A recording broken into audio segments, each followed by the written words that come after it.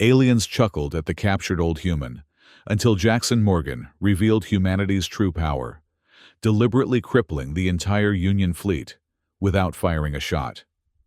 Standing confidently before the stunned council, he demanded recognition. "You are predators, but we are apex predators."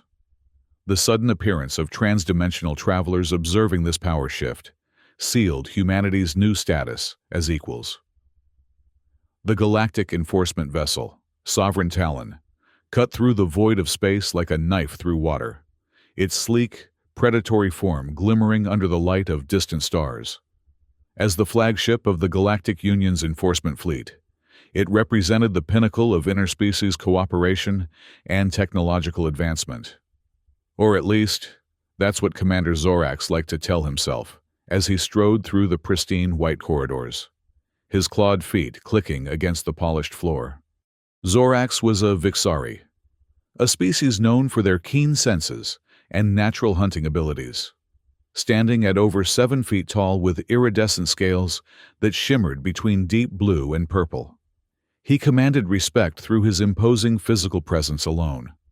His species had evolved from apex predators on their homeworld, and that heritage was evident in everything from his retractable claws to the row of sharp teeth that flashed when he spoke.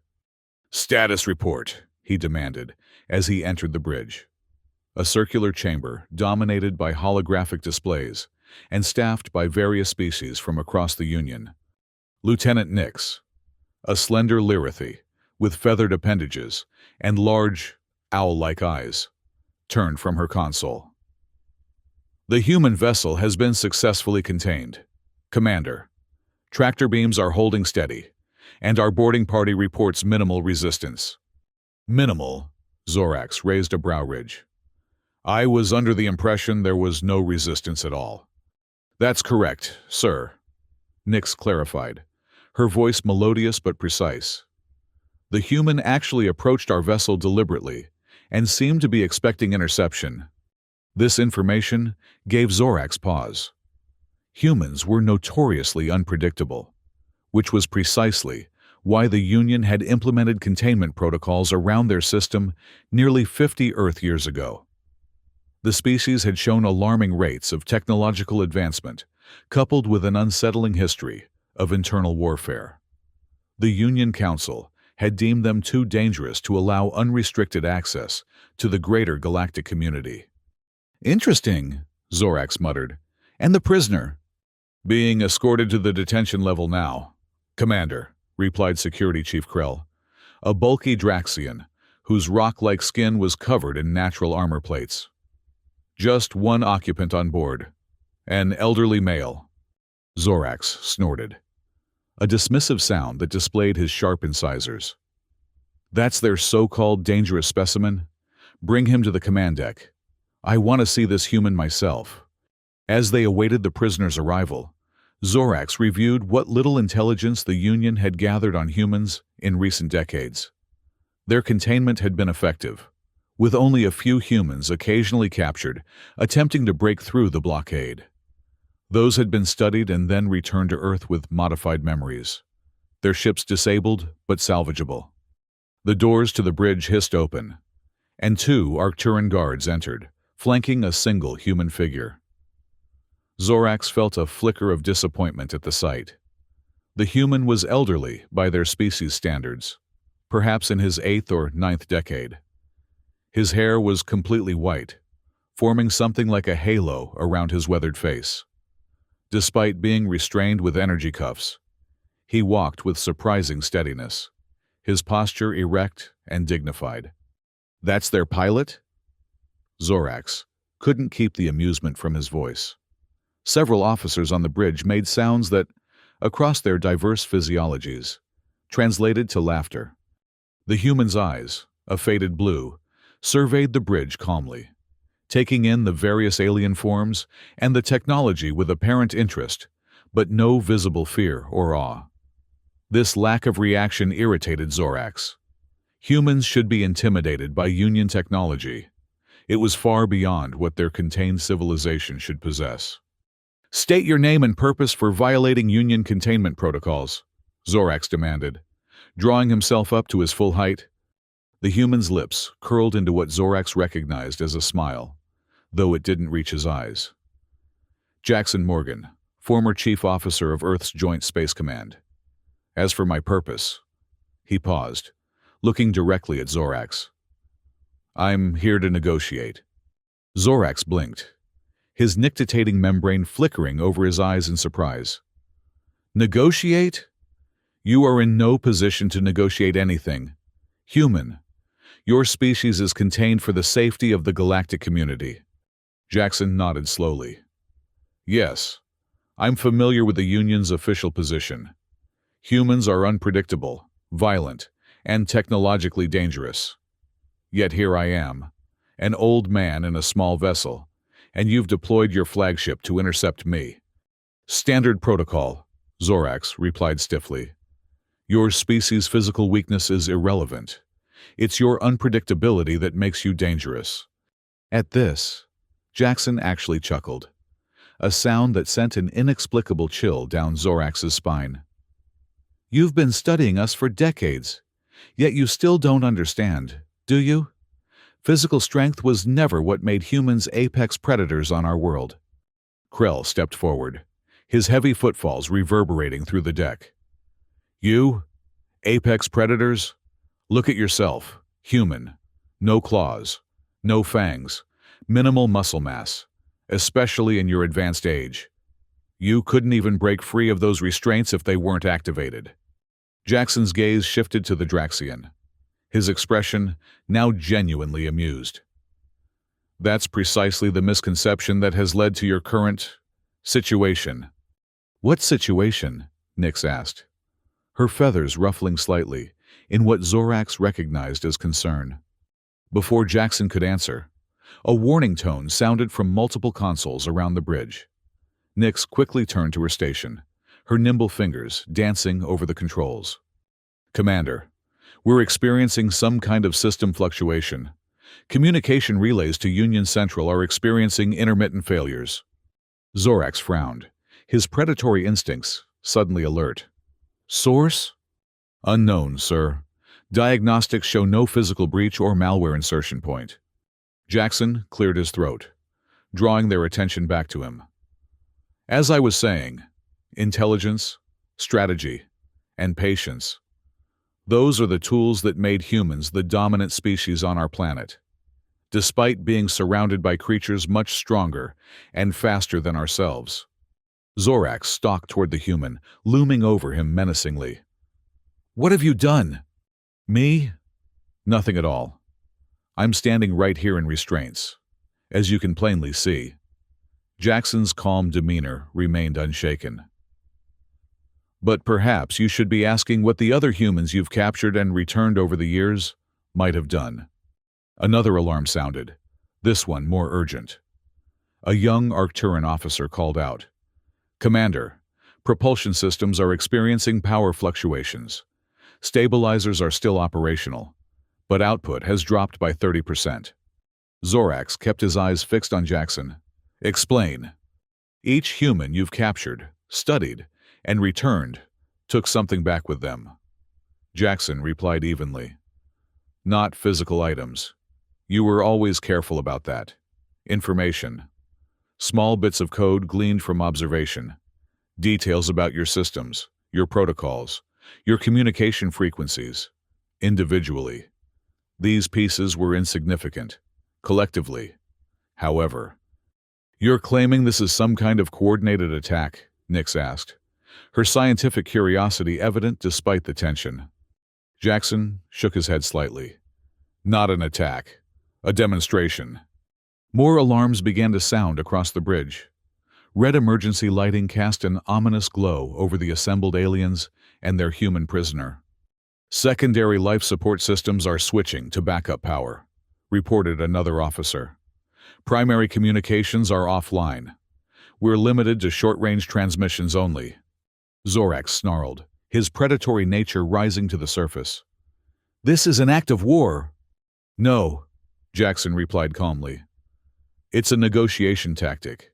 If we wanted war, your ship, and indeed, much of the Union fleet, would already be disabled or destroyed. We've had the capability for years. That's impossible, Krell growled. Our technology is advanced, yes, Jackson interrupted, but not infallible. Nothing ever is. He raised his restrained hands slightly. You might want to check your detention system control modules. I believe you'll find they're operating on minimum power as well. As if on cue, the energy cuffs around Jackson's wrists flickered and deactivated. He lowered his arms slowly, rubbing his wrists, but made no aggressive moves. If this is meant to intimidate us, human, you've miscalculated, Zorax declared, though he noticed several of his officers exchanging concerned glances. Jackson sighed, looking suddenly every bit his advanced age. Intimidation was never the goal, Commander. Understanding is. He reached into his pocket, causing several officers to reach for weapons, but withdrew only a small device that he attached to his wrist. It lit up, displaying what appeared to be a countdown timer. What is that? Nix asked, her scientific curiosity overcoming caution. Just a timer, Jackson replied. I've scheduled a full system restoration for exactly 1 hour from now. That should give us sufficient time to talk. Zorax narrowed his eyes. You expect me to believe you could disable a Union flagship and then simply restore it at will? I don't expect you to believe anything without evidence, Commander. That's the problem with your Union's approach to humanity. You formed conclusions based on limited data and then enacted policies that prevented you from gathering more accurate information. Jackson walked slowly toward the main viewport, seeming completely at ease despite being surrounded by potential enemies.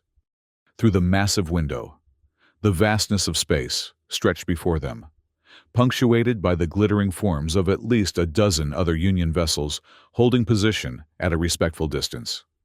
They had responded to the Sovereign Talon's alert upon detecting the human vessel, but had not yet taken action. Your reinforcements can't assist you at present, Jackson noted, observing the distant ships. They're experiencing similar system anomalies. Nothing life-threatening. We're not monsters. Just enough to ensure we have this conversation without interruption. Nix had moved to a secondary console, her feathers now fully erect in what Zorax recognized as a sign of distress. Commander, he's right. Fleet communications indicate widespread system fluctuations across all responding vessels. They're maintaining position but awaiting instructions. How is this possible? Krell demanded, taking a threatening step toward Jackson. One small human ship couldn't possibly... It wasn't one ship, Jackson interrupted, turning back to face them. It was decades of patience. Each returned human, each studied specimen, each contained vessel. We knew you were watching us, studying us, so we let you see exactly what we wanted you to see. Zorax felt a cold realization dawning. The containment, it never truly worked, did it? Jackson smiled, a genuine expression this time. It worked exactly as intended, yours and ours. You believed you were keeping a dangerous species isolated. We used that isolation to develop and prepare, knowing that eventually, the time would come for this conversation. What conversation? Zorax demanded. What do you want? Recognition, Jackson stated simply. Acknowledgement of humanity's true place in the galactic order, not as subjects to be contained and studied, but as equals to be respected and engaged with. Nix had moved closer, her scientific mind clearly intrigued despite the situation. You said humans are apex predators, yet your physical capabilities are irrelevant, Jackson finished for her. On Earth, we have a creature called the wolf, physically impressive, powerful jaws, hunts in packs, dangerous predators. But humans? We domesticated wolves thousands of years ago, made them our companions, not through strength but through intelligence and cooperation. He gestured around the bridge. You're all predators in your own evolutionary histories. Vixari, Draxians, Lyrithi, Arcturans, all evolved from hunters. But humans? We're apex predators of a different sort. We don't just hunt. We change the rules of engagement entirely. Another alarm sounded, and an Arcturan officer reported, "Commander, engine control systems are now operating at minimal capacity. Life support remains stable, but weapon systems are offline." Zorax's mind raced. If what the human said was true, they had severely underestimated Earth's capabilities. But that raised an even more disturbing question. If your species could have broken containment at any time, why wait until now? Why send just one elderly human in a single vessel? Jackson's expression became solemn. Because true apex predators know when to strike and when to wait, when to show force and when to show restraint. He tapped the timer on his wrist. We could have disabled your entire fleet permanently. Instead, we've temporarily limited its capabilities while sending a single, non-threatening representative to talk. Which approach suggests a species you'd rather have as allies than enemies? The logic was undeniable, and Zorax found himself reassessing everything he thought he knew about humans. If they had indeed been manipulating the situation from the beginning, allowing themselves to appear contained while gathering information and developing countermeasures, they were far more sophisticated strategists than the Union had given them credit for. "What exactly do you propose?" Zorax asked, his tone now more measured. Jackson nodded, apparently satisfied with this shift in approach. "I propose a formal treaty between Earth and the Galactic Union, one that recognizes humanity's right to free movement and trade within Union space, subject to the same laws and regulations as any other member species." "The Council would never," Krell began, but Zorax raised a hand to silence him. "Continue," the commander instructed Jackson. "In exchange," the human went on, "Earth will share certain technological innovations we've developed during our containment. Nothing weapons-related, but advances in medicine, sustainable energy, and transportation that could benefit all species." "And if we refuse?" Zorax asked, though he suspected he knew the answer. Jackson's expression remained neutral. "Then we continue as we have been. You maintain the illusion of containment, and we continue our independent development. But know that the next demonstration might not be as considerate as this one." The implied threat hung in the air, but Zorax found himself less concerned with the threat itself than with its delivery. There was no malice in the human's tone, no gloating or aggression, just a simple statement of fact delivered by an elderly representative who had walked unarmed into the heart of what should have been enemy territory. Nyx had been quietly working at her console and now spoke up. "Commander, I've been analyzing the system anomalies. They're sophisticated but remarkably targeted. Life support, artificial gravity, and essential functions remain untouched. Only offensive capabilities and long-range communications have been affected." "A surgical strike," Zorax mused, "designed to neutralize without harming." "Precisely," Jackson confirmed. "We want dialogue, not dominance, coexistence, not conquest." Zorax found himself reevaluating everything he thought he knew about humans. The Union had classified them as dangerous, based on their internal conflicts and rapid technological advancement. But perhaps those very qualities, properly channeled, could make them valuable allies rather than threats. "I don't have the authority to negotiate such a treaty," Zorax admitted. "That would require Council approval." Jackson nodded. "I understand. But you do have the authority to escort me to Union Central as a diplomatic envoy, rather than a prisoner. From there, formal negotiations can begin." A moment of silence fell over the bridge as Zorax considered the proposal. Everything he had been taught about humans suggested caution, containment, control. But the evidence before him, a seemingly harmless old human who had effectively neutralized an entire Union battle group without firing a shot, suggested that perhaps those teachings had been fundamentally flawed. 45 minutes until system restoration," Jackson noted, glancing at his wrist device. I suggest we use the time to prepare a joint statement for transmission to Union Central once communications are restored. And if I ordered my security team to take you into custody right now? Zorax asked, more out of curiosity than actual intent. Jackson smiled sadly. You could certainly try, but I suspect you're beginning to understand that physical capture was never the issue. The systems controlling your detention cells are currently among those experiencing difficulties. As if to confirm his statement, another alarm sounded from a security console. Detention level reporting all cell force fields are operating at minimal strength, an Arcturan officer announced. Emergency protocols engaged. Krell growled, his rock-like features contorting in anger. This is outrageous! We should recognize the situation for what it is, Zorax interrupted, his voice level. A demonstration of capability coupled with remarkable restraint. He turned to Jackson. I will contact Supreme Counselor Thax directly once communications are restored. Until then, you will be treated as a diplomatic guest, not a prisoner. Relief flickered across Jackson's weathered features. So briefly that Zorax might have missed it if he hadn't been watching closely. A wise decision, Commander. Perhaps the first of many between our peoples. Lieutenant Nix, Zorax ordered. Prepare guest quarters for our representative, Chief Krell.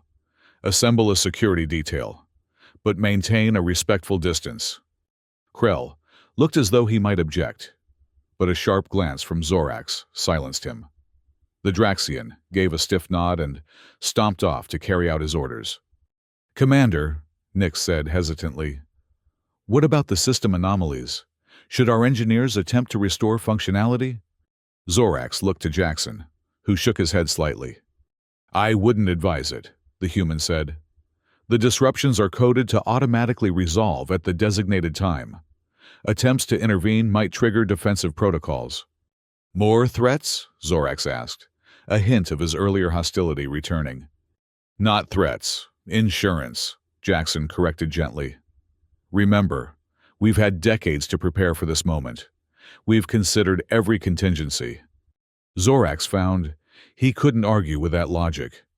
If humans had indeed been manipulating the situation all along, they would have planned for resistance.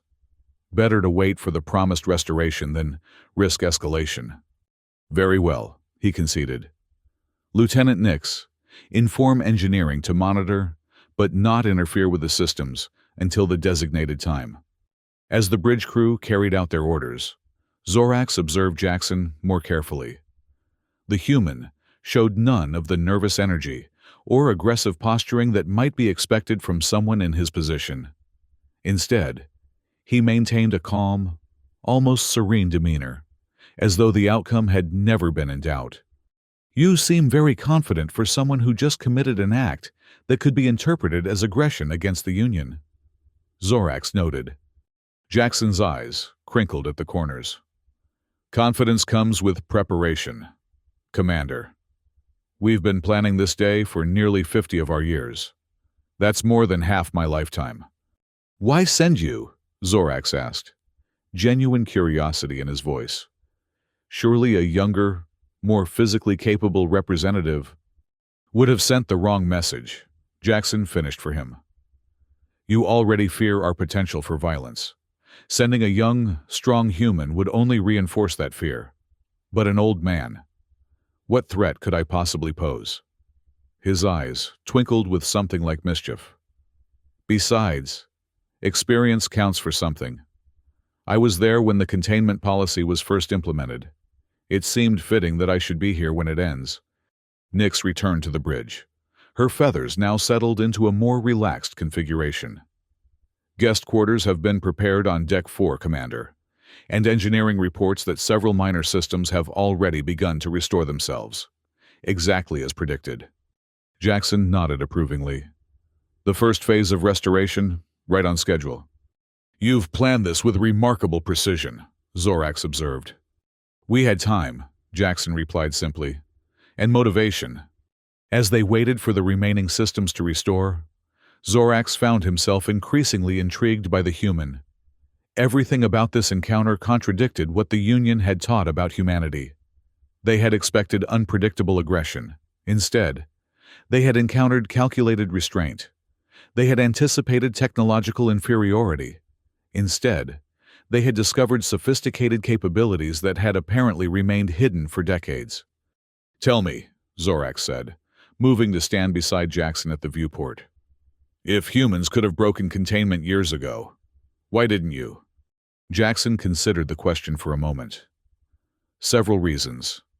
First, we needed time to develop our technology further, to ensure that when we did emerge, we would be seen as equals, not subjects. Second, we needed to understand the Union better, its species, its politics, its strengths and weaknesses. And third, he paused, his gaze distant. We needed to be sure of ourselves, to demonstrate that we had moved beyond the internal conflicts that the Union found so concerning. "And have you?" Zorax asked skeptically. "Not entirely," Jackson admitted with surprising candor.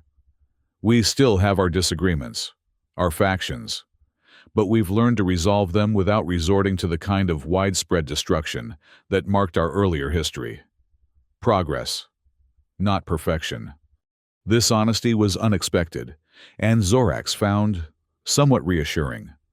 A species that could acknowledge its own flaws might indeed be ready for the wider galactic community. The timer on Jackson's wrist device showed 15 minutes remaining when Nix approached again, this time with a holographic datapad. "Commander, I've taken the liberty of drafting a preliminary report for Supreme Counselor Thax," she said, offering the pad to Zorax. "It outlines the current situation and recommends a diplomatic approach." Zorax reviewed the document, noting with approval that Nix had presented the facts objectively while emphasizing the humans' non-violent demonstration and diplomatic overtures. She had always been one of his most perceptive officers, able to adapt to changing circumstances without the rigid adherence to protocol that sometimes hindered others. "Well done, Lieutenant," he said, making a few minor adjustments before handing the pad back. "Have this ready for transmission as soon as communications are restored." The final minutes of the countdown passed in a strange atmosphere of anticipation. The bridge crew continued to monitor their stations, reporting as various systems gradually returned to normal functionality.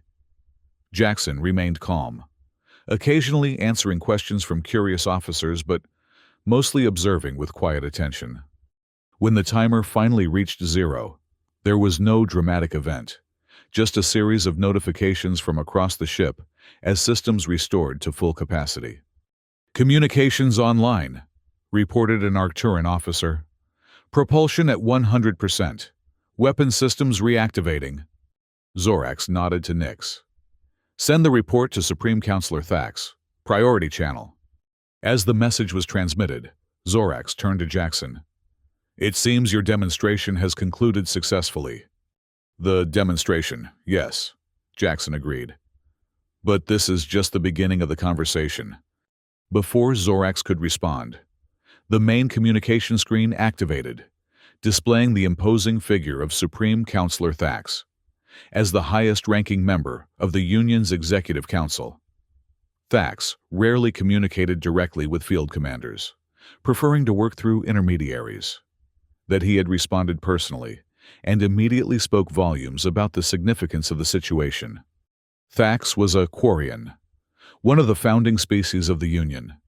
His elongated head housed 3 sets of eyes, all of which were currently fixed on the screen with obvious concern.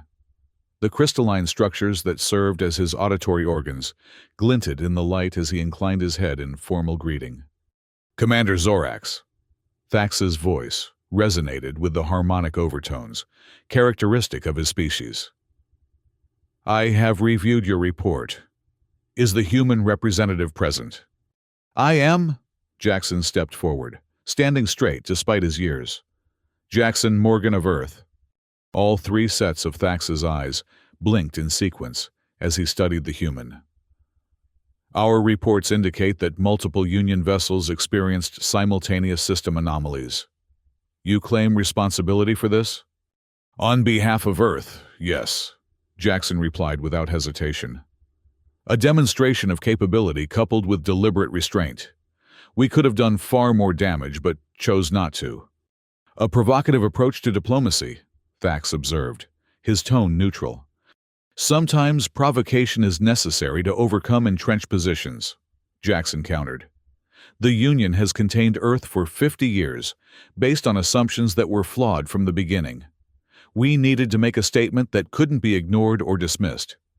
Thax was silent for a moment, the crystalline structures on his head vibrating slightly as he processed this information. Your species has a reputation for aggression and unpredictability, based on limited observation and historical records that do not reflect our current state, Jackson pointed out. You judged us by our past and then denied us the opportunity to demonstrate our growth. An interesting perspective, Thax conceded. And what do you propose now, human? A formal review of Earth's status within the Union framework, recognition of our sovereignty and right to free movement, a mutual defense and cooperation treaty that acknowledges both our capabilities and our commitment to peaceful coexistence. Thax's middle set of eyes narrowed.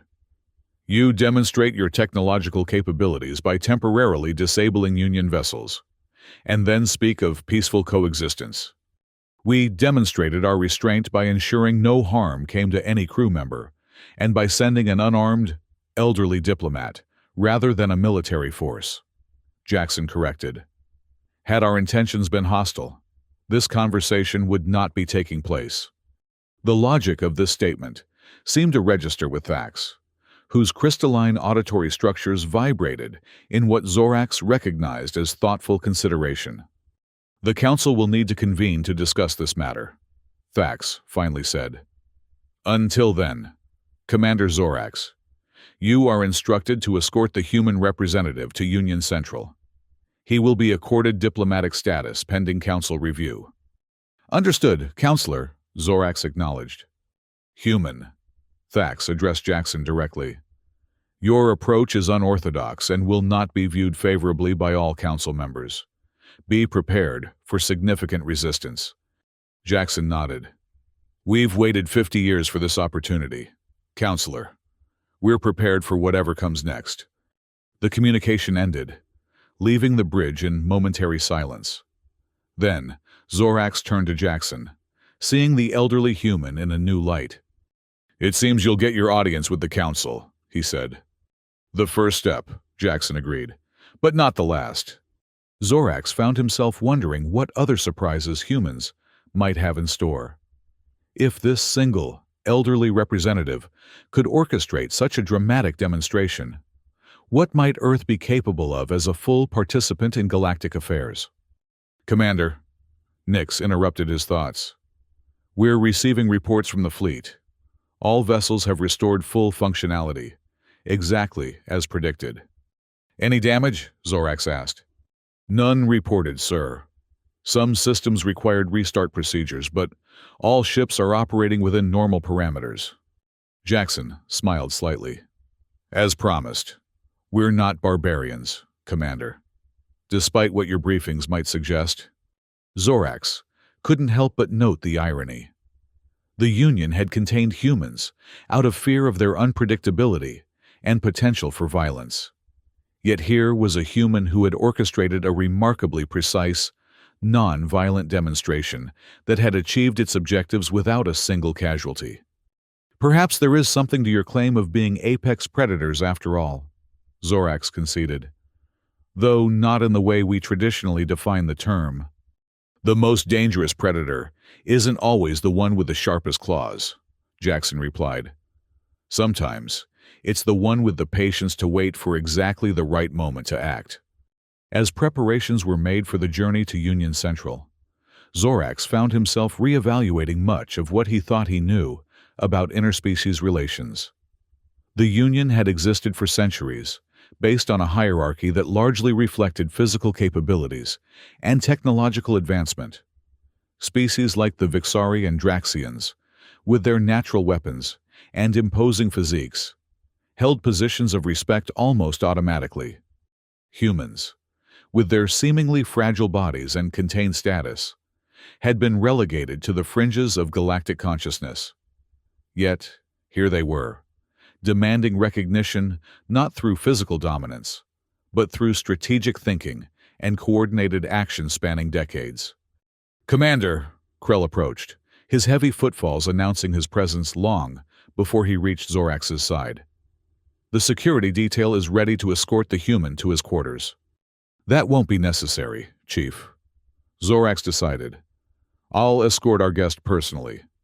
Krell's rocky features contorted in surprise. "Sir, protocol dictates—" "Protocol also dictated that humans were to remain contained," Zorax interrupted. "Yet, here we are. Sometimes adaptation is necessary." The Draxian clearly wanted to object further, but restrained himself. "As you wish, Commander." As Zorax led Jackson from the bridge toward the guest quarters, he found himself curious about what had motivated this elderly human to undertake such a mission. "You mentioned you were present when the containment policy was implemented," Zorax said as they walked. "What was your role then?" Jackson's pace was steady, belying his advanced age. "I was a junior officer in Earth's Unified Space Command, one of the first to encounter Union vessels." A shadow passed over his features. "I watched as friends and colleagues died in the initial misunderstandings before containment was established. Casualties were regrettable but unavoidable given humanity's aggressive response," Zorax stated, repeating what had become the official Union position on those early encounters. Jackson stopped walking, turning to face Zorax directly. "Is that what your histories record? That we were the aggressors?" He shook his head sadly. "Our first deep space vessels were scientific in nature, Commander. Unarmed explorers. When they encountered Union ships, they were fired upon without warning because they didn't respond to communication protocols they couldn't possibly understand." This version contradicted everything Zorax had been taught about the initial human contact. "That's not consistent with Union records." "I'm sure it isn't," Jackson agreed. "History is written by those with the power to shape the narrative. The Union had that power. Earth did not, until now." They resumed walking, Zorax's mind wrestling with this alternative perspective. Could the Union's entire approach to humanity have been based on a mischaracterization of those first encounters? "If what you say is true," Zorax ventured, "why not present evidence to the Council? Surely after 50 years. "Evidence can be disputed or dismissed," Jackson interrupted, "especially when it contradicts established policy. We needed to create a situation where our capabilities could not be denied, while simultaneously demonstrating our restraint. Actions speak louder than historical records." They reached the guest quarters, a spacious cabin that, while comfortable, contained various subtle security measures. Jackson surveyed the room with an approving nod. "Much more pleasant than your detention cells, I imagine," he commented. "You speak as though you're familiar with our detention facilities," Zorax observed. Jackson's eyes twinkled. "I've had detailed descriptions from those who were temporarily guests of the Union over the years. Your hospitality was memorable." Before Zorax could respond to this subtle rebuke, his communication device signaled, "Commander, this is Lieutenant Nix. Long-range sensors are detecting unusual energy signatures at the edge of Union space. Supreme Counselor Thax is requesting an immediate conference." "Acknowledged. I'll return to the bridge immediately." Zorax turned to Jackson. "It seems our journey to Union Central may be delayed." "Perhaps I should accompany you," Jackson suggested. "If there's a situation developing, Earth's perspective might be valuable." Zorax hesitated only briefly before nodding. "Very well, but understand that this is highly unusual." "Unusual circumstances call for unusual protocols," Jackson replied, falling into step beside Zorax as they returned to the bridge. When they arrived, the main view screen displayed a star chart with several pulsing indicators, marking positions along the outer boundaries of Union territory. "Commander," Nix reported, We're tracking multiple anomalous energy signatures moving through hyperspace, along vector patterns inconsistent with any known Union vessel. Unknown vessels? Zorax questioned, moving closer to the display. The signatures don't match any species in our database, Nix confirmed. And they're moving in formation, suggesting coordinated action rather than natural phenomena. Jackson studied the display with evident interest. May I? He gestured toward a nearby console. After a moment's consideration, Zorax nodded. Lieutenant, give our guest access to the sensor readings. Nix complied, though her feathers ruffled slightly in what might have been concern or curiosity. Jackson moved to the console, his fingers moving with surprising dexterity over the unfamiliar interface. Your sensors are impressive, he commented. Far more detailed than anything we've been able to develop in isolation. Yet you managed to disable our systems without difficulty, Zorax pointed out. Jackson smiled faintly. Different skill sets. We focused our research on areas of immediate necessity. He manipulated the display, zooming in on one of the anomalous signatures. These energy patterns, they're reminiscent of theoretical models our scientists developed for transdimensional propulsion. Transdimensional, Nix echoed, moving closer. The Union has theorized such technology, but never successfully implemented it. Nor have we, Jackson admitted. But we've studied the concept extensively. He highlighted a particular aspect of the energy signature. This harmonic oscillation is consistent with a vessel moving partially outside normal space-time.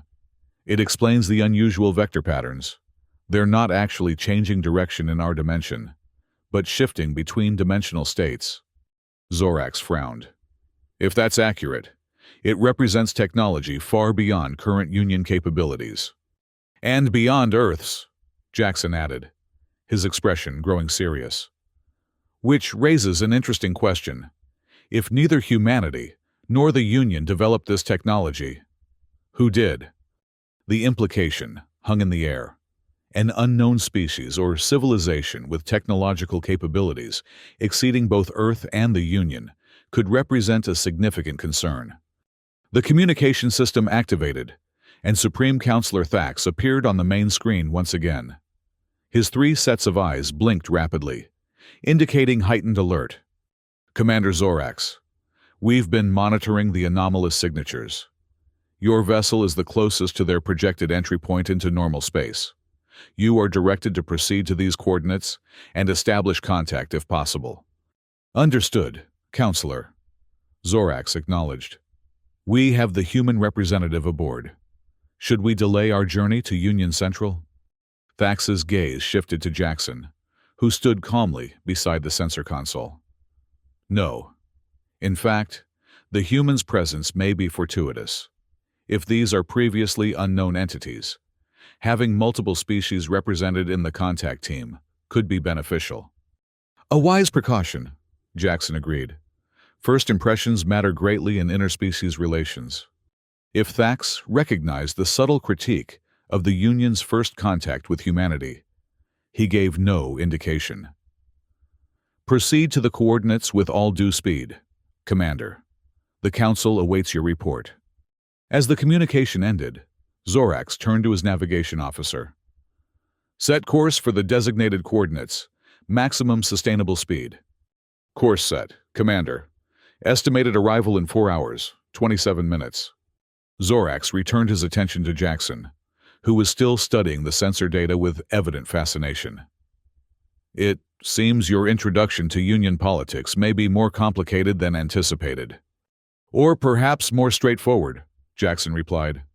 Nothing clarifies priorities quite like a common interest, or a common concern. Zorax found himself reluctantly agreeing. The appearance of unknown entities with advanced technology might indeed change the dynamics of the upcoming Council deliberations regarding Earth's status. You suggested these energy signatures match theoretical models developed by Earth scientists, Zorax said. How much research has Earth conducted into transdimensional technology? Extensive theoretical work, limited practical application. Jackson answered honestly. We've achieved some success with partial phase shifting for communication purposes, but nothing approaching actual propulsion. Nix had been listening to this exchange with evident interest. Communication applications? That's not a research direction the Union has explored significantly. Jackson nodded. Different priorities lead to different innovations. Earth's containment forced us to focus on technologies that could potentially circumvent conventional barriers. Like our communications and security systems, Zorax noted dryly. Precisely, Jackson acknowledged without a hint of apology. Necessity drives innovation in specific directions. This exchange highlighted something Zorax had not previously considered: that Earth's containment might have inadvertently accelerated human technological development in unexpected and potentially valuable directions. If humans had indeed developed unique approaches to problems that the Union had addressed differently, there might be genuine benefits to collaboration beyond mere political considerations. As the Sovereign Talon accelerated toward the coordinates where the unknown entities were projected to emerge from hyperspace, Zorax found himself reassessing not just humanity's potential role in galactic affairs, but the Union's approach to interspecies relations more broadly. Commander, Jackson said, interrupting Zorax's thoughts. With your permission, I'd like to continue analyzing these sensor readings. Earth's perspective might offer insights your scientists haven't considered. Zorax hesitated only briefly. Lieutenant Nix, work with our guest. Share information as needed, but maintain standard security protocols. Yes, Commander, Nix replied, her scientific curiosity clearly overcoming any lingering suspicion. As Jackson and Nix bent over the sensor console, engaged in technical discussion that occasionally exceeded Zorax's scientific understanding, he observed their interaction with interest. The human showed none of the arrogance or superiority that might have been expected, given his earlier demonstration of technological capability. Instead, he collaborated with Nix as an equal, acknowledging her expertise while offering his own insights. This behavior did not align with the Union's characterization of humans as inherently aggressive and domineering. If anything, Jackson displayed a collaborative approach that many Union species would do well to emulate. The journey to the designated coordinates passed swiftly, with Jackson and Nix developing several hypotheses regarding the nature of the unknown entities based on the sensor data. Their theories ranged from previously undiscovered species, testing new propulsion systems, to extragalactic visitors with fundamentally different technological approaches. As they approached the designated coordinates, tension on the bridge increased noticeably. The unknown always carried potential threat, and these entities, whatever they were, possessed technology that exceeded current Union capabilities. Dropping out of hyperspace in 30 seconds, Commander, reported the navigation officer. Zorax straightened, his predatory instincts heightening his senses. Battle stations, shields at maximum. Weapon systems on standby but not targeted. The crew responded with practiced efficiency, preparing for whatever might await them. Jackson moved to stand beside Zorax, his elderly frame somehow projecting a calm confidence that the commander found oddly reassuring. A wise approach, Jackson commented quietly. Prepared but not overtly aggressive. Standard first contact protocol, Zorax replied. Despite what you might think of our initial interactions with Earth, Jackson's expression remained neutral. History need not dictate the future, Commander. That's precisely why I'm here. The Sovereign Talon emerged from hyperspace into a region of seemingly empty space. The viewport showed nothing but distant stars and the vast blackness between them. Sensor report, Zorax demanded. No visual contact. Commander, replied an Arcturan officer. But sensors are detecting the anomalous energy signatures approximately 2 million kilometers ahead. They appear to be waiting. Waiting? Zorax frowned. For us specifically? Unknown, sir, but they have maintained position since our arrival. Jackson studied the sensor display thoughtfully. They registered our presence before we registered theirs. Impressive capabilities. Can we establish communication? Zorax asked. Nyx shook her head, feathers rippling with concentration. We're broadcasting standard first contact protocols on all frequencies, but receiving no response. However, she paused, adjusting her console. There's something unusual about the ambient energy in this region. It's as though the space itself is resonating somehow. Jackson moved quickly to join her, examining the readings. This pattern, it's similar to theoretical models for dimensional communication we've explored. Not transmission through space, but a modulation of space-time itself. How would we respond to such a communication method? Zorax asked. Practical as always. We'd need to generate a similar resonance pattern, Jackson suggested. Your ship's hyperspace drive could potentially be modified to create a controlled dimensional fluctuation. Not enough for actual travel, but sufficient to establish a resonance. Krell, who had been silently observing, spoke up with evident skepticism. You're suggesting we modify our primary propulsion system based on a theory? The risk is minimal if done correctly, Jackson interrupted. The modifications would be temporary and reversible. Zorax considered the options. Standard communication attempts had failed, and they needed to establish contact somehow. If Jackson's suggestion had merit. Lieutenant Nyx, consult with engineering. Determine if such modifications are feasible and can be implemented safely. Yes, Commander, Nyx replied, already sending the necessary communications to the engineering section. As they waited for engineering's assessment, the sensor officer reported. Commander, the entities are changing position. They're moving toward us. But, strangely, their movement isn't consistent with normal space propulsion. Elaborate, Zorax demanded. They seem to be flickering in and out of our dimensional space.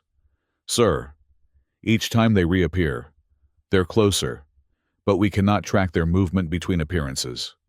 Defensive posture, Zorax ordered immediately. Maintain shields at maximum. Jackson studied the sensor readings with intense concentration. They're phase-shifting, moving partially outside our dimension and then back, like skipping stones across water, rather than swimming through it. Is it aggressive behavior? Zorax asked, his claws unconsciously extending in response to potential threat. Not necessarily, Jackson replied thoughtfully. It could be their normal mode of travel. Or, he paused, considering. It could be a demonstration of capability, similar to what Earth just performed for the Union. A way of saying, this is what we can do without direct aggression. The parallel was not lost on Zorax. So they may be opening negotiations with a show of technological superiority. Exactly, Jackson nodded.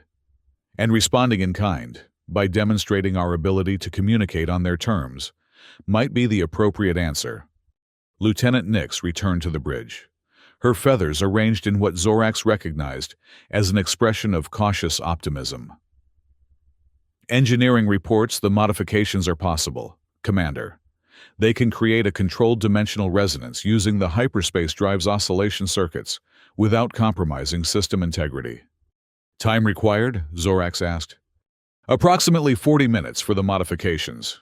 Commander. Zorax glanced at the sensor display, where the unknown entities continued their unsettling approach. Begin immediately.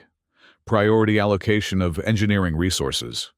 As the engineering team began the necessary modifications, Zorax turned to Jackson. You seem remarkably well-versed in theoretical transdimensional physics for a military officer. A smile flickered across Jackson's weathered features. When you're contained by a technologically superior force, you develop an interest in potential ways to overcome that containment. I've worked closely with Earth's scientific community for decades. Yet you claim humans could have broken containment years ago, Zorax noted. If your transdimensional research was so advanced. I said we researched it extensively, not that we mastered it, Jackson corrected. Our successful counters to Union technology were based on conventional principles, just applied in ways you didn't anticipate. Transdimensional technology remained theoretical, until now. He gestured toward the sensor display. These entities appear to have achieved what both our civilizations only theorized. This humility, the honest acknowledgement of limitations, continued to contradict Zorax's expectations of human behavior. The Union's assessments had described humans as reflexively boastful and prone to exaggerating their capabilities. "Commander," the sensor officer interrupted. "The entities have stopped their approach. They're holding position approximately 500,000 kilometers from our location." "Still no conventional communication attempts?" Zorax asked.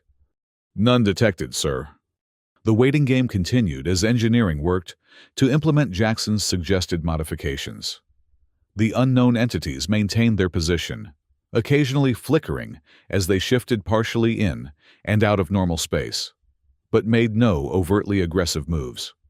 Finally, after what seemed like an eternity, but was in fact just under 40 minutes, Nix reported, "Engineering confirms the modifications are complete. Commander, they can generate the dimensional resonance on your command." Zorax nodded. "Proceed." As the modified hyperspace drive activated, a subtle vibration ran through the ship, not the normal sensation of propulsion, but something more fundamental, as though the very fabric of reality around them was being gently disturbed. "Resonance pattern established," Nix reported, "broadcasting on the calculated frequency." For several tense moments, nothing happened. Then the sensor officer called out, "Commander, the entities are responding. They're generating a matching resonance pattern." "Can we interpret it?" Zorax asked. "Working on it," Nix replied, her fingers dancing across her console. "The pattern contains embedded data structures. Complex, but not random. It could be language, mathematical sequences, or both." Jackson had moved to assist her, his experience with Earth's theoretical research providing valuable insights. "There's a repeating sequence here that could be a primer, similar to how we might establish basic communication principles." Together, they worked to decipher the alien communication pattern, occasionally consulting with the ship's advanced AI systems for additional processing power. Gradually, a framework for understanding began to emerge. "I believe we've established basic communication parameters," Nix announced after nearly an hour of intensive work. The entities appear to be using mathematical constants as reference points, universal concepts that any spacefaring civilization would recognize. "Can we respond meaningfully?" Zorax asked. "We can try," Jackson suggested. A simple acknowledgement using the same mathematical framework, followed by basic identity information. Zorax nodded his approval, and Nix worked with Jackson to formulate the response. The modified hyperspace drive generated another dimensional resonance, this one carrying their carefully crafted message. The response came almost immediately, a complex resonance pattern that the newly established translation framework partially decoded. They identify themselves as... The closest approximation would be travelers, or perhaps voyagers, Nix reported, excitement evident in her voice despite her professional demeanor. "They claim to originate from... This is difficult to translate precisely. Either another galaxy, or another dimensional plane entirely." "Extra-dimensional beings," Jackson mused. "The theoretical implications are staggering." "Their purpose?" Zorax asked, focusing on the practical rather than the theoretical. Nix continued analyzing the incoming data. "They describe themselves as explorers, seeking contact with compatible consciousnesses. They detected our hyperspace technology and have been observing Union space for some time. Apparently, why reveal themselves now?" Zorax wondered aloud. The next transmission seemed to answer that question directly. "Commander," Nix said, her feathers bristling with surprise. "They say they detected an interesting pattern of interaction between two species, one contained, one containing, and wish to observe the resolution before making contact." All eyes turned to Jackson, who looked as surprised as anyone else. They've been watching Earth and the Union, specifically. So it would seem, Zorax confirmed, the implications settling uncomfortably in his mind. Which means they've likely observed your demonstration of capability and our response, and perhaps timed their appearance accordingly. Jackson added thoughtfully. The coincidence seems too precise to be accidental. Zorax found himself reassessing the situation yet again. If these travelers had been observing the Union-Earth dynamic and chose this particular moment to reveal themselves, they might have a specific interest in how advanced civilizations resolved conflicts without resorting to mutual destruction. We should report this to the Council immediately, Zorax decided. This changes the parameters of our mission significantly, and potentially the Council's deliberations regarding Earth status, Jackson pointed out. The appearance of a more advanced civilization might encourage a more unified approach among known species. True apex predators know when to form alliances, Zorax noted, deliberately echoing Jackson's earlier statement. The human smiled. Precisely, Commander. As communications with Union Central were established, and the preliminary contact information shared with the Council, Zorax found himself in the unusual position of working alongside a representative of a contained species to address a situation that potentially affected all known civilizations. The irony was not lost on him. Supreme Counselor Thax's response was swift and direct. The Council is convening an emergency session to address this development. Commander Zorax, you are directed to continue communication efforts with these travelers while proceeding to Union Central with all possible speed.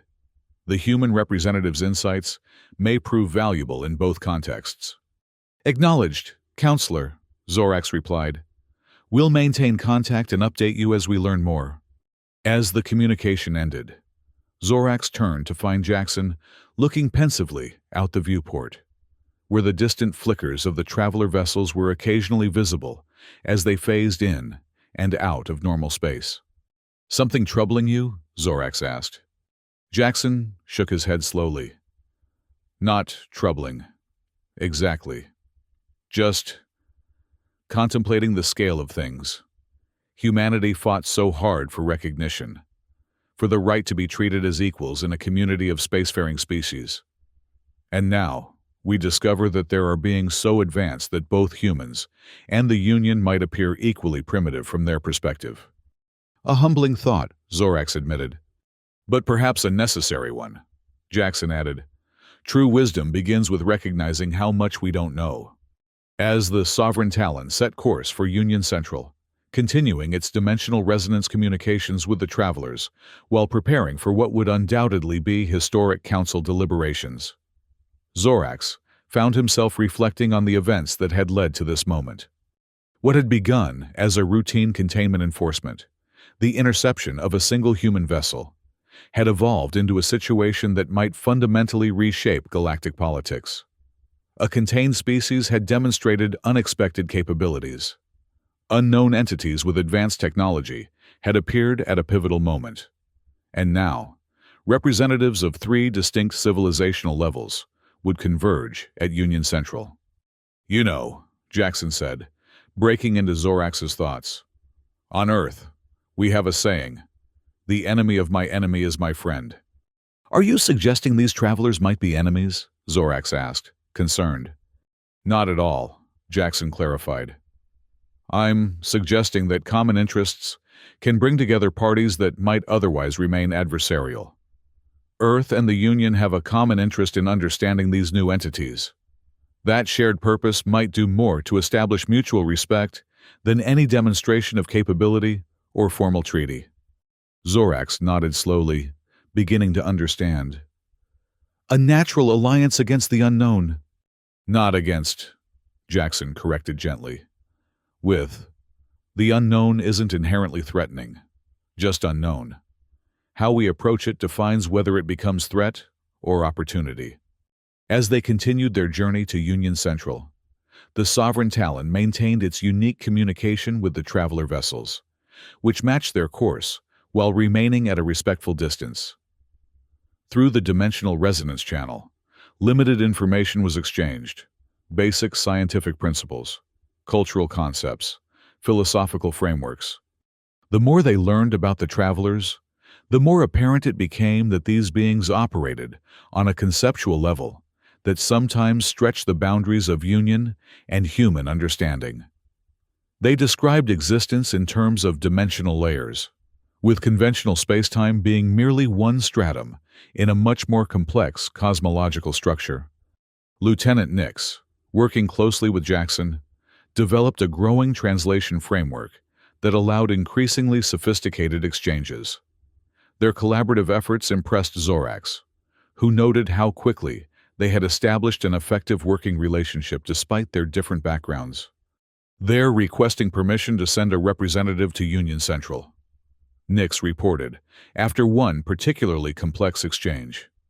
They wish to observe the Council deliberations regarding Earth's status. Zorax raised a brow ridge in surprise. They understand the political significance of these deliberations. Apparently so, Jackson confirmed. They seem particularly interested in how different species negotiate power dynamics without resorting to dominance through superior technology. A concept humans understand quite well, Zorax observed, without the dismissive tone that might have accompanied such a statement days earlier. Jackson nodded. We've had to, given our circumstances. Perhaps that's why they chose this particular moment to reveal themselves. They recognized a pattern they found intriguing. After consulting with Supreme Counselor Thax, permission was granted for a traveler representative to attend the council session, though with certain security protocols in place. No one knew what form these dimensional beings might take when fully manifested in conventional space, or what capabilities they might possess. As the Sovereign Talon approached Union Central, a massive space station at the heart of Union territory that served as both political headquarters and symbolic center of interspecies cooperation, Zorax found Jackson on the observation deck, gazing out at the impressive structure as it grew larger in the viewport. Your first time seeing Union Central, I presume, Zorax said, joining him at the window. In person. Yes, Jackson replied. Though we've had images from the memories of returned humans. He turned to Zorax, his aged eyes reflecting the distant lights of the station. It's quite something to finally see it without the filter of someone else's recollections.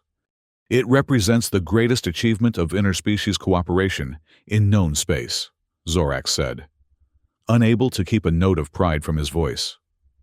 Over 300 species working together in relative harmony. 301. Soon, perhaps, Jackson suggested quietly. Zorax considered this. The Council will not make its decision lightly. Your demonstration was effective, but also concerning to many who already viewed humans as potentially dangerous. And yet here we are, Jackson gestured toward the approaching station. With a human representative and potential extra-dimensional beings about to address the Council together. Circumstances have a way of accelerating decision-making processes. Indeed, Zorax agreed. The appearance of the travelers has contextualized many of our internal disagreements. As they docked at Union Central, final preparations were made for the historic council session. Jackson was provided with appropriate formal attire that acknowledged his status as Earth's representative, while still marking him as distinct from full Union members. Zorax, as the commander who had facilitated this unprecedented situation, would present the initial report to the Council before the deliberations began. The traveler representative had transmitted that they would appear at the designated time, though the exact means of their arrival remained unclear, given their transdimensional nature. Are you prepared for this? Zorax asked Jackson, as they waited in the antechamber outside the council hall. It's not every day that a representative of a contained species addresses the full council. Jackson straightened his formal attire, a dignified blue and silver ensemble that complemented his white hair. I've been preparing for this moment for most of my adult life, Commander. Though I admit, the addition of extra-dimensional observers wasn't part of the plan. Life seldom follows our plans exactly, Zorax observed. The true test is how we adapt to unexpected developments. A philosophy humans have embraced by necessity, Jackson replied. Perhaps another trait we share with your species. Despite our different evolutionary paths, before Zorax could respond, the massive doors to the council chamber began to open, signaling that the session was about to begin. The chamber beyond was a vast amphitheater, with concentric rings of seating ascending from a central speaking platform. Representatives of hundreds of species filled the seats, their diverse physiologies creating a living tapestry of galactic biodiversity. At the highest tier sat the 7 Supreme Counselors, including Thax, who would preside over the session. Their elevated position was both literal and symbolic. They represented the pinnacle of Union authority and decision-making power. As Zorax and Jackson entered, a subtle shift in the atmosphere was palpable. Many council members had never seen a human in person, and certainly not one who had orchestrated such a dramatic demonstration of capability. Whispers and the various species-specific equivalents of murmured conversation rippled through the chamber. They had just reached the central platform when a strange distortion appeared in the air beside them, a shimmering, undulating effect, as though reality itself was being gently folded. From this distortion emerged a being unlike any Zorax had ever encountered. The traveler representative appeared humanoid in basic configuration, bipedal with a central torso and a head-like structure. But the similarities ended there. Its form seemed to constantly shift and flow, as though not fully committed to a single physical state. Colors that had no names in any Union language played across its surface, and occasionally, portions of its body would become partially transparent, revealing glimpses of what appeared to be stars or distant nebulae within. A hushed silence fell over the council chamber as the being fully materialized. It made a gesture that somehow conveyed respectful greeting, despite its alien nature. Then took position alongside Jackson and Zorax on the central platform. Supreme Counselor Thax rose from his seat, his crystalline auditory structures vibrating with formal resonance. This emergency session of the Union Council is now convened. We face unprecedented circumstances that require careful deliberation and wise decision-making. He gestured toward the 3 figures on the central platform. Commander Zorax of the Enforcement Fleet will present his report, followed by statements from Jackson Morgan, representative of Earth, and the entity identifying itself as a traveler, whose name cannot be accurately rendered in Union Standard Language. Zorax stepped forward and delivered a concise but comprehensive account of recent events: the interception of Jackson's vessel, the human demonstration of previously unknown capabilities, the subsequent diplomatic approach, and finally, the appearance of the travelers and the establishment of basic communication. Throughout his report, Zorax was careful to present facts objectively, without the dismissive tone toward humans that might have colored such a report days earlier. He concluded by acknowledging that the situation had evolved beyond standard containment protocols and required council-level decisions regarding both Earth status and the Union's approach to the newly encountered travelers. As Zorax stepped back, Jackson moved forward. Despite his advanced age and physically unimposing stature, he carried himself with quiet dignity that commanded attention. "Honorable counselors and representatives of the Union," Jackson began, his voice clear and steady. "I stand before you not merely as an individual, but as the voice of a species that has been contained and isolated for 5 decades. Earth does not come before you as supplicants begging for inclusion, nor as threats demanding recognition through force. We come as equals seeking honest dialogue and mutual respect." He paused, allowing his words to resonate through the chamber before continuing. "Our demonstration was not an act of aggression, but a necessary proof of capability. For too long, the Union has based its policies toward Earth on fundamental misunderstandings of our nature and potential. Yes, We are physically less imposing than many species represented here. Yes, our evolutionary history includes conflict and violence. But these are not the sum of who we are or what we can become.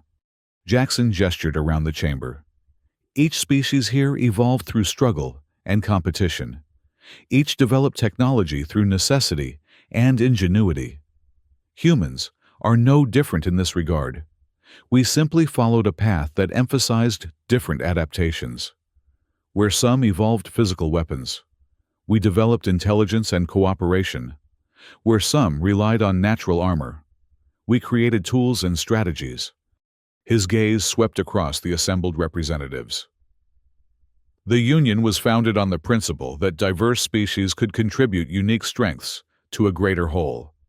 Earth asks only for the opportunity to demonstrate what we might contribute, if given the chance to join as equals, rather than subjects to be contained and studied. The chamber remained silent as Jackson concluded his address. Recent events have demonstrated that the galaxy is larger and more complex than any of us previously understood. The appearance of the travelers reminds us all that there is much we have yet to learn about the universe and our place within it. Perhaps the greatest wisdom lies in recognizing when former adversaries might better serve as allies in facing the unknown together. As Jackson stepped back, attention shifted to the traveler representative. The being moved forward with a fluid grace that seemed to momentarily distort the space around it. When it communicated, it did so through a dimensional resonance that the Union's advanced translation systems rendered into audible speech, though many reported hearing it directly in their minds simultaneously. We observe, we learn, we travel between layers of existence. The being began, its translated voice carrying harmonic overtones that seemed to vibrate at a fundamental level. Your conflict, containment, and resistance drew our attention, a pattern repeating across dimensions and civilizations. The being's form shifted subtly as it continued. The question is always the same. How do different consciousnesses interact when capabilities are unequal? Through dominance? Through fear? Through cooperation? Your answer determines your potential. It gestured toward Jackson and then swept its fluid appendage to encompass the entire council. We have observed many civilizations. Those that flourish longest are not those with the greatest weapons or the strongest physical forms. They are those that recognize strength in diversity, that understand the value of different perspectives and abilities. The being's form became momentarily more defined, as though focusing its essence more precisely in this dimensional plane. We reveal ourselves now because this moment represents a decision point, not just for your Union and Earth, but for the direction of consciousness development in this region of space-time. The path of containment and fear leads to stagnation. The path of respect and cooperation leads to growth. As the traveler completed its statement, a profound silence enveloped the council chamber. The being's words seemed to hang in the air, challenging centuries of Union policy and approach. Supreme Counselor Thax finally broke the silence. We thank all three speakers for their perspectives. The Council will now deliberate on these matters. Commander Zorax, Representative Morgan, and Honored Traveler, please remain available for further questions as our discussion proceeds. What followed was one of the most vigorous debates in Union Council history. Species that had long supported strict containment policies argued for caution, citing humanity's demonstrated ability to bypass Union security systems as evidence of their potential threat. Others pointed to Jackson's measured approach and diplomatic overtures as signs of maturity and restraint. The presence of the traveler representative added another dimension to the deliberations. If beings of such advanced capability saw value in cooperation across different evolutionary paths, perhaps the Union's hierarchy based largely on physical capabilities and technological advancement needed reconsideration. Throughout the lengthy debate, Jackson remained composed, answering questions when directed to him with straightforward honesty. He neither downplayed Earth's capabilities nor exaggerated them, maintaining the delicate balance between demonstrating humanity's value as potential allies while alleviating fears of aggressive expansion. The traveler, for its part, offered occasional observations, but largely remained an enigmatic presence, its form sometimes appearing more solid, sometimes nearly transparent, as though its attention shifted between dimensional planes, even as it observed the council proceedings. Finally, after hours of deliberation, the Supreme Councilors conferred among themselves before Thax rose to announce their decision. "The Council has reached a consensus," Thax declared, his crystalline structures vibrating with formal resonance. "The containment policy regarding Earth will be rescinded, replaced by a graduated integration protocol. Earth representatives will be invited to establish a permanent diplomatic presence on Union Central, with provisional member status granted for an evaluation period of 5 standard years." A murmur ran through the assembly as Thax continued. "During this period, technological and cultural exchange will proceed under monitored conditions, with particular emphasis on combining Union and Earth approaches to transdimensional theory. Given recent developments," he turned his triple gaze toward Jackson, "the Council acknowledges Earth's demonstration of capability, coupled with restraint, as evidence of a civilization ready for wider galactic interaction. We also recognize that our previous assessment may have been incomplete in its understanding of human potential and development patterns." Finally, Thax addressed the traveler representative. "The Council extends formal recognition to the civilization you represent and invites ongoing communication and cultural exchange, with appropriate protocols to be established by mutual agreement." The formal declaration complete, Thax added a personal observation that would later be recorded as a historic statement. "Perhaps today marks the beginning of a new understanding, that true advancement comes not from dominating those with different capabilities, but from recognizing how diverse evolutionary paths can complement one another in facing the vastness of the cosmos together." As the session concluded and the representatives began to disperse, Jackson approached Zorax, a subtle smile playing across his weathered features. "It seems we've both learned something from this encounter, Commander." Zorax nodded, his predatory features softened by thoughtfulness. "Indeed. My species evolved as hunters, valuing physical prowess and direct action. Your species evolved as, what did you call it? Strategic predators? The Union has perhaps been too quick to value one evolutionary approach over others. A common failing across species, I suspect," Jackson replied. "We tend to measure others by the standards that made us successful, forgetting that success can take many forms."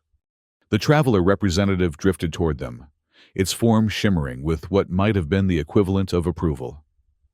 "The recognition of complementary strengths marks the beginning of wisdom," it communicated. "We will observe your integration with interest." As they stood together, the predatory Vixari commander, the elderly human diplomat, and the transdimensional traveler, Zorax was struck by the improbability of this moment. 3 fundamentally different approaches to existence, 3 distinct evolutionary paths, yet finding common ground in mutual recognition and respect. "What happens now?" Zorax asked, the question directed at both his companions.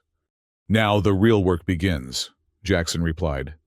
"Establishing understanding between different minds is never simple, but always worthwhile. All consciousness seeks connection," the traveler added, its form briefly displaying what appeared to be distant galaxies within its translucent structure. Across dimensions, across evolutionary paths, across time itself. As they parted ways, Jackson to establish Earth's preliminary diplomatic presence, the traveler to continue its observations, and Zorax to report back to Enforcement Command, the commander found himself reflecting on Jackson's earlier words. True apex predators know when to form alliances. Perhaps that was the ultimate lesson here. In a universe vast beyond comprehension, with challenges and mysteries that transcended any single species' capabilities. The true apex position belonged not to the strongest individual predator, but to those wise enough to recognize when cooperation offered the best chance of survival and growth. The Union had begun as an alliance of predator species who recognized the value of cooperation over conflict. Now it would expand to include humans, not despite their different evolutionary approach, but because of it. And beyond that, it would establish relations with beings who transcended conventional understanding of existence itself. As Zorax watched Jackson walk away, an elderly human who had fundamentally altered the course of galactic politics through intelligence, patience, and strategic thinking rather than physical force, he found himself wondering what other preconceptions might need reconsideration in this new era of expanded understanding. Perhaps the true measure of an apex species was not its ability to dominate, but its capacity to adapt, to learn, and to recognize strength in forms unlike its own. If so, then all three civilizations represented today, Union, Earth, and Travelers, had demonstrated that capacity in their own ways. The future remained uncertain, as it always must in a universe of infinite possibilities. But for the first time in 5 decades, that future would be approached together, with the combined strengths of diverse evolutionary paths united in common purpose. And in that unity, perhaps, lay the true apex position in the cosmic order, not dominance over others, but harmony among differences, each contributing its unique strengths to challenges that transcended individual capabilities. As the lights of Union Central reflected off the distant stars, Zorax found himself looking forward to that future with a sense of possibility he had not felt in many years of enforcement duty. The hunter in him recognized that the greatest quarry was not prey to be dominated, but understanding to be pursued across the infinite expanse of space and consciousness alike.